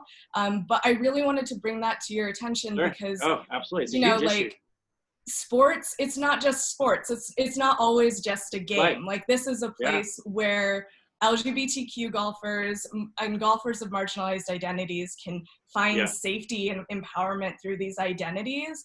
And every person should have the opportunity to be able to have that if they so desire. And I think it's really, that's why we're doing this. We're talking about this and we're fighting for this inclusion because this, you know, in the sports world, we have this opportunity to impact how the rest of our society views LGBTQ golfers. And I think, you know, especially right now, I mean, I'll end this with just saying, let trans kids play. You know, when you have a trans female golfer on a female team, you have all women playing. When you have a trans male golfer on a male team, you have all men playing. And I think that all of us should be really, really, you know, recognizing that this is, you know, so much more than all of us sitting on this panel. This has, you know, the ability to impact a lot. It's true. And a lot of legislation Greg, I'll jump in there. Yeah, please go ahead. Thank you, Maya, for bringing that up. I so appreciate that you got that out in the open on this panel, that we can talk about trans people playing sports. I'd also like to say that this isn't just about the LGBTQ community and the benefits to us. I think that the golf community would so benefit from us being at the course. They're missing out. I just want to say that, you know, they're missing out on us. Because, you know, I've got a next door neighbor in his 80s and Larry's an avid golfer and Larry probably had never met a trans person before until I knocked on his door and came out to him. And you know what? Larry and I have become closer since, and people like Larry ought to be encountering me at the golf course. And I really think that we a lot of times in the LGBTQ community, we look for the benefit to us, but I think that the straight golf world, straight white heterosexual golf world is missing out on us. And I want that for them just as much as for us. That's beautiful, Suzanne. Thanks for sharing your perspective, and Maya as well. It's really important that we touched on that. And we'll keep at it all together to bring us all up in the game together. What we'll do now after that fantastic conversation is if we'll switch over to the golf course now out to Harding Park where the PGA Championship is going on, because that's what we're this week, what's going on in the city. And Barry, are you and Allie on with us? I am, Greg. Hey, Barry. Good morning. How's everything going out there at the golf course? Fantastic. It's just great to be with you. And I've been on the entire time. And thanks. Just want to say what a journey it's been for me, being from Minnesota to come to San Francisco and embed myself in the community for the last 18 months and meeting all of you and Suzanne. And really, I just want to take just a few minutes because I got to go to a Golf Channel interview pretty quickly here. But I just wanted to say, I think on my first visit to San Francisco, I was our wonderful General Chairman, Dan Dillon, showed me around town, and every pub and bar I was in, I was basically saying, do all these people know each other? He said, no. And the communal aspect of this city really inspired, as you know, everything that we were hoping to design right down to our partnership, and right from the grows and everything else. But COVID kind of went the other direction. But here we are, the first major of the year, having this dialogue. And the world will be watching, over 164 countries around the world, reaching about 500 million households, 170 hours of live television broadcast. Pretty amazing week for us to really inspire the future of the game. This dialogue is inspiring the future of the game, right? And one step at a time, and all of that spirit of getting to this point in partnership with the state of California and the city and county of San Francisco and Mayor London Breed and Governor Newsom to just be here, having this dialogue and having the championship. If we consider what's gone on in the last 5 months, quite an achievement. So just an overwhelming sense of gratitude, Tisha and Maya and everybody on all of your comments today, and one step at a time. And here we are at the PGA Championship in San Francisco. And what a way to watch the weekend as we conclude this call today. So can't appreciate everything that we've done and to get to this point. Yeah, well, thanks so much for your support. Like I said to Tom Smith earlier, you're a new kind of straight man who can have a conversation with us right now and it not be awkward. We're looking at each other eye to eye and exchanging ideas and talking and making things happen and changing the world for a whole group of people. And this event would not have happened if it weren't for you. I know you made it happen. So I can't thank you enough. I'll tell you this, and I'll end with this. I will always remember, I think Tom Smith really introduced your guys' Pro-Am to me and the concept. And then having a conversation under a beautiful Monterey cypress tree called Sandy Cross, and said, I have an idea. How do we proceed? And so true credit to Sandy Cross. Of course. And everybody else, but just collectively. So very proud of the conversation today. And so I'm going to head out to my Golf Channel interview here. Hey, before you go, Barry, I just have to say thank you so much from San Francisco Pride. And I just had to remind you, we sat down at the table with you the first time and you told the story about San Francisco being communal, and you said that you wanted the tournament to be cool. And I will never forget, I told you that you can't be cool in San Francisco without San Francisco Pride. And so thank you to Alexa and thank you to Chase, and you guys have been great. Thank you so much. All right, have a great rest of your You too. Have a good week, call, and thanks for helping our ratings and spread the word to tune in. Okay, bye. Thanks. We really appreciate that. He's amazing. I don't know if everybody realizes what it takes to put together a professional event, let alone a major. He's been probably living in the Bay Area for 3 years now, working hard away from his family probably most of the time, and to have it all come together for a week like this for him is, I'm sure, really rewarding. And Allie, do you happen to be on with us? Yes, I'm here. Oh, great. How are you? Good, how are you? Fantastic. Thanks for joining us. Again, like we said to Barry, thanks so much for your partnership the last year. It's been a pleasure knowing you. And I know you're in the volunteer center organizing everything, which is not easy. How's it going these last couple of days, getting everything prepared with the volunteers? It's going well. It's obviously different than when you and I first spoke, I guess, probably a year ago. Back then we were going to have 3,700 volunteers. Under the circumstances now, we're down to 300. We only can have obviously essential volunteers on site. So instead of the 25 committees, it's just 3.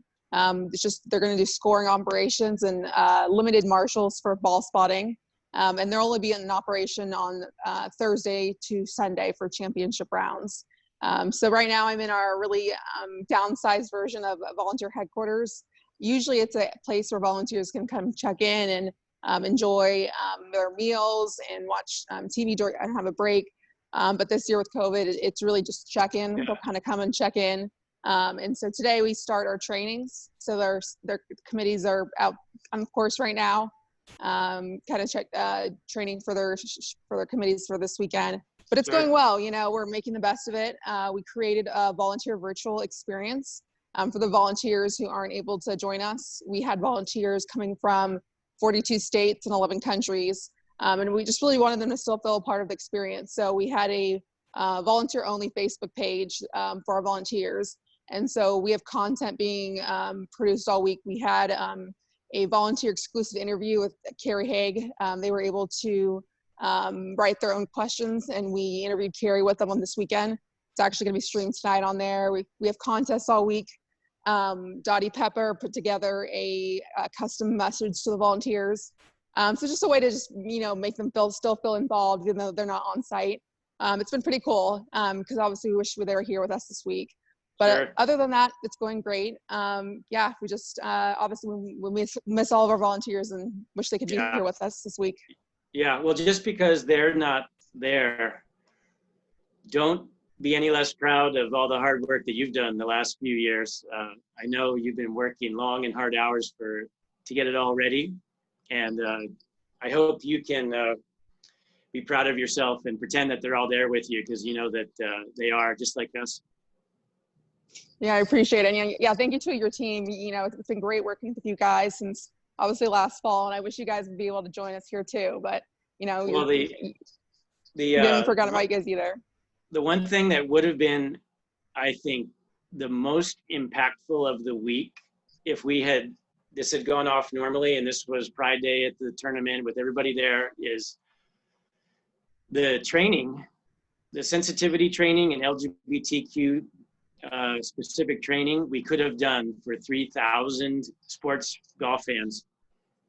It really would have been impactful. I think that's one thing that I'm most disappointed that we weren't able to do, but I know we'll do it in the future because that'll be really important. And I actually don't know if you know this, but we did still include the Pride stuff in our volunteer communication. So our volunteer newsletter that went out to our volunteers about 2 weeks ago, we put this the event today in it. So they wanted it out to all the volunteers. Yeah. And so obviously we all have our pins on today, and we'll be celebrating here with you guys. Thank you. Definitely. Thanks for your help, Allie. Of course. Eric, are you on with us over at the Media Center? I am actually. Can you guys hear me all right? It's a little chilly and windy out here, but no, I'm actually out on the front of the player locker room. So, what we've got is a full-on patio for some outdoor space for their own sake. But yeah, I think I've got a great view right now, looking out at the main drive and seeing the PGA and the Pride flags waving in this nice weather. That's so cool out here. So thanks for putting those up. Absolutely, I think they look great. But first off, thanks for having me. Let me be a part of this as well. I'm sorry I missed a good bit of this, making sure everything's running smoothly out here. But I know it's recording, and I know when I get some downtime, I'd love to sit down and catch up and get a chance to watch. But it's unique what we've got out here. To Allie's point, and to what from what I've seen and heard so far, we do wish everyone was out here experiencing this day. I think if it was back in May, like it would have been, we would have had gorgeous sunny weather, enjoying the groves and really enjoying ourselves out here. So it is unfortunate, but we really are trying to make the best of it out here and really put on a show on TV for everyone as well. So it's definitely different. I'm happy to talk through kind of what we've got out here and how things have changed. You guys tell me what you want to know. I'm happy. What can we expect this week as far as media? Well, as far as media, there is just like Allie mentioned with the virtual volunteer experience, the Media Center has done something very similar. Obviously with limited amount of people on site, which includes credentialed media. We've worked closely to develop an experience that anybody from anywhere can apply for what they would normally do for a media credential and have access to the live interviews that you're seeing on TV today, access to the scoring system, access to any of the things that they would be able to have on site media-wise. In broadcast, Barry touched on the fact that we're all over the world showcasing this event, and it's I don't know if we've gotten used to watching golf without fans, but we're definitely not used to watching major golf without fans yet. So it'll definitely be interesting. The golf course is playing is playing and looking tough. And if we continue to get some cool weather, cool windy weather like we've got out here, we can expect some tough conditions and really letting the best shine for sure. Yeah, I'm sure the course is going to hold up nicely. But if we were all out there today on Tuesday in the Grove, we would have been having quite a party. We know how to have a good time. Definitely. But having the flags up and seeing that on television and seeing... swap my screen here if you guys want to go for a little walking tour. Oh, awesome. All right. Yeah. So, if you guys can, I'm at the very front of Harding Drive. Yeah.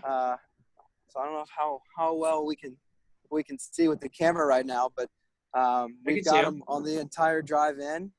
Yeah. You know, and then here, like I mentioned, we've got the entire locker room. So what this locker room is, it was the PGA shops. So when the world changed, 5 months ago, at least when the golfing world, we had to pivot and figure out what we can do with what's currently built. So we had the entire nearly the entire floor, all 70,000 square feet of the PGA shops. So we ended up taking some of it down. But we now have what has got to be one of the largest locker rooms in golf history. It is about 30,000 square feet, and I do have access in there. But obviously, with the players in there right now and their privacy, we do want to keep that. But the tables that you see kind of behind me, each player has their own table. I don't know if you guys have seen on some of the social media. Justin Thomas posted something. I mean, they each have their own social distance space, their own locker, their own room, really dedicated to themselves for their own health and really everyone else's health. That's cool. Well, thanks for all your hard work and getting everything transitioned over to a new situation. I know the last couple of months have probably been crazy for you. I know it goes into operations of an event like that, so I hope that you're getting some sleep. Well, we're getting there. Hopefully, we are in a really good spot right now, and things will look, good. As you guys have probably seen on some of the coverage, things look really, really cool. So hopefully I get some early nights here ahead of me in the next couple of days for the championship rounds. Well, I think one of the most impactful things for the week is those little pride pins being in the locker room and the players seeing those and seeing the sign about them, even if they might not wear them, just to have it offered to a PGA Tour player, and then hopefully get their support in the future will be huge. So do me a favor all week when you're in there and they're talking about pins or it comes up, have somebody make a positive Instagram post or something about Pride Day or whatever you might be able to do. That would help. Certainly. Do whatever I can. Yeah, cool. Well, congrats. Have a great week, Allie. You too. We'll have a beer next week when you're done. Thanks, Greg. Yeah, thanks a lot. Well, we got a couple minutes left. I just thought I'd summarize a little bit about this conversation that's been fantastic. Continuing the consistent work of the PGA of America to make this game more diverse and welcoming to all, whether it's the game or in the golf industry or at this PGA Championship. What's very encouraging is that, all major organizations are involved in this initiative now to include our community. The USGA had pride flags up outside of Far Hills in June. The PGA Tour has its Prism community. Augusta National is doing things like the drive, chip, and putt competition, which is a diverse group of kids. And they also have a women's amateur event. I generally ask the leaders of the golf industry at each course and management companies to keep inviting our community and keep inviting all minorities, each day. And I hope that a comfort level develops where everyone, when discussing our community, like it is with today and with Tom and Barry. And I think it's happening gradually with up and coming generations. Younger people, it's almost a disservice to them to think that they can't handle these conversations. So the days of golf being traditional and conservative, they've got to be over. You know, Maya really touched on it eloquently. That's got to be over. Golf has to become an accepting, cool sport and game. You know, I see more days where I can go play in tournaments with my buddies, whether they're straight or gay, and not feel judged. You know, this is already the case with young people. College players, I know, they don't care that I'm gay. You know, the best scenario would be if we don't have to have this panel discussion, you know, 20 years from now. I moderated today, and it was my pleasure to moderate, but it wasn't about me. This conversation was about young people, some little Greg Fitzgerald in Texas, or some little Suzanne Ford in Tennessee right now, or over the next couple of years, that they'll be able to go playing golf if they wish without being judged or without any angst. So I genuinely want to thank everyone who participated today, everyone who put so much hard work into the PGA Championship, like Eric and Ali and Tom. Susie Whaley, special thanks to PGA of America CEO Seth Waugh, Championship Director Barry Deach, London Breed, San Francisco Mayor, thank you for the message you sent us. Tom Smith, Sandy Cross, Jason Vita, Suzanne Ford, Kyle Wynn, Tisha Abrea, Maya Reddy, Ken Walton, and my personal big thanks to Lynette Carty for organizing this whole thing. You made it so easy for me. Thank you, thank you.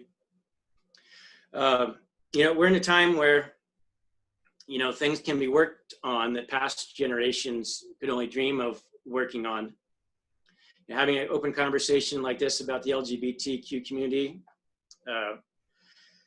there currently are a lot more questions than answers, but where do we go from here? I'll leave that up to all of you. But I know that on this panel today, we had a queer woman, we had a trans woman, we had 3 white gay men, we had a black gay man, a lesbian, a straight female ally, and we're all in the game going forward. And that's wonderful. So thanks very much, everybody. A big good luck to the 20 PGA professionals who are in the tournament this week. They're who I'm rooting for. And thanks so much. Absolutely amazing. Love everybody. Take care. Bye. Love you too. Great job. Thank you all.